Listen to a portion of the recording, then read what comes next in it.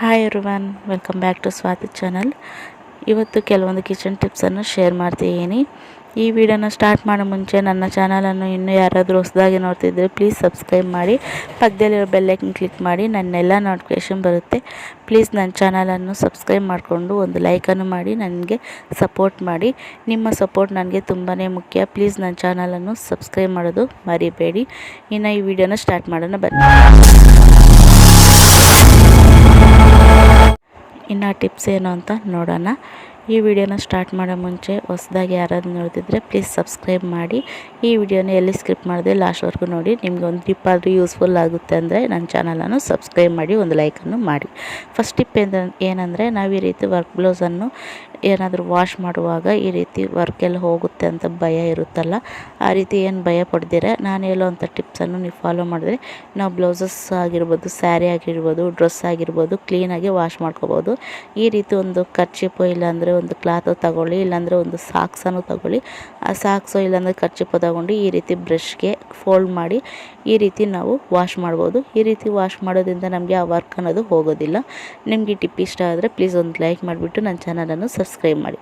Tip number 2, ನಾನಿಲ್ಲಿ ಕೆಲವೊಂದು ಸೀಡ್ಸನ್ನು ತಗೊಂಡಿದ್ದೀನಿ ಮತ್ತು ಇದರ ಜೊತೆಗೆ ಸ್ವಲ್ಪ ಒಣ ದ್ರಾಕ್ಷಿಯನ್ನು ತಗೊಂಡಿದ್ದೀನಿ ಮತ್ತು ಇನ್ನು ಸ್ವಲ್ಪ ಬಾದಾಮಿಯನ್ನು ತಗೊಂಡಿದ್ದೀನಿ.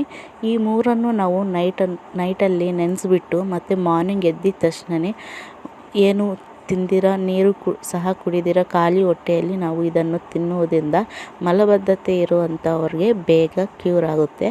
ಈ ರೀತಿ ಒಂದು ಸರಿ ಟ್ರೈ ಮಾಡಿ. ನಿಮ್ಗೆ ಈ ಟಿಪ್ಸಲ್ಲಿ ಯಾವ ಟಿಪ್ ಇಷ್ಟ ಆಗಿದೆ ಅಂತ ನನಗೆ ಕಾಮೆಂಟ್ ಮಾಡಿ. ಯಾರಾದರೂ ಸಬ್ಸ್ಕ್ರೈಬ್ ಮಾಡದೆ ನೋಡ್ತಿದ್ರೆ ಪ್ಲೀಸ್ ಸಬ್ಸ್ಕ್ರೈಬ್ ಮಾಡಿ. ಟಿಪ್ ನಂಬರ್ 3, ನಾವು ಕಡಲೆ ಬೀಜವನ್ನು ತಗೊಂಡಿರ್ತೀವಲ್ಲ, ಅದು ಬೇಗ ಹುಳ ಅನ್ನೋದು ಬೀಳುತ್ತೆ. ಆ ರೀತಿ ಹುಳ ಬೀಳ್ದಿರೋ ಫ್ರೆಶ್ಶಾಗಿ ತುಂಬ ದಿನ ಇರಬೇಕಂದ್ರೆ ಈ ರೀತಿ ಸ್ವಲ್ಪ ಚಕ್ಕೆಯನ್ನು ಹಾಕಿ ಇಡಿ.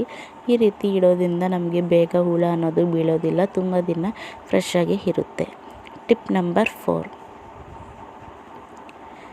ನಾವು ಬೆಡ್ ಮೇಲೆ ಬೆಡ್ಶೀಟನ್ನು ಎಷ್ಟು ಕ್ಲೀನಾಗಿ ಹಾಕಿದರೂ ಕೂಡ ಅದು ಬೇಗ ಈ ರೀತಿ ಆಚೆಗೆ ಬಂದುಬಿಡ್ತಾ ಇರುತ್ತೆ ಮತ್ತು ಇದನ್ನು ಸೇರಿಸ್ಬೇಕಂದ್ರೆ ತುಂಬಾ ಕಷ್ಟ ಆಗುತ್ತೆ. ಆ ರೀತಿ ಆಗದಿರ ಇರಬೇಕಂದ್ರೆ ಒಂದು ಸ್ಪೂನನ್ನು ತಗೊಳ್ಳಿ. ಈ ರೀತಿ ಒಳಗಡೆಗೆ ಟೈಟಾಗಿ ಸೇರಿಸೋದ್ರಿಂದ ನಮಗೆ ಬೆಡ್ಶೀಟ್ ಅನ್ನೋದು ಸೈಡ್ಗೆ ಬರೋದಿಲ್ಲ.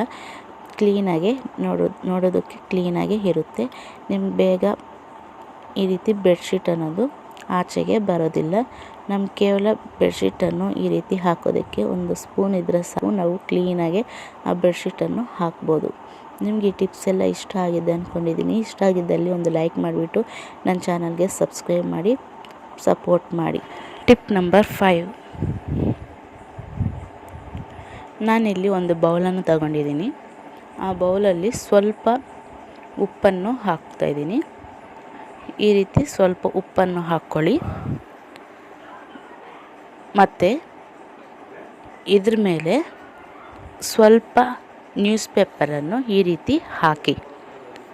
ಈ ರೀತಿ ಹಾಕಿದ ನಂತರ ಈ ಬೌಲನ್ನು ಎಲ್ಲಿಡಬೇಕಂದ್ರೆ ತೋರಿಸ್ತೀನಿ ಬನ್ನಿ.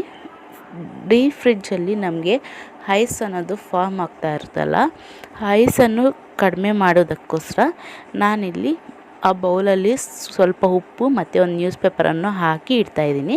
ಇದನ್ನು ಇಡೋ ಮುಂಚೆ ಸ್ವಲ್ಪ ಆ ಫ್ರಿಜ್ಜನ್ನು ಕ್ಲೀನ್ ಮಾಡ್ಕೊಂಬಿಟ್ಟು ಮತ್ತು ಅದರಲ್ಲಿ ಇಡಬೇಕು.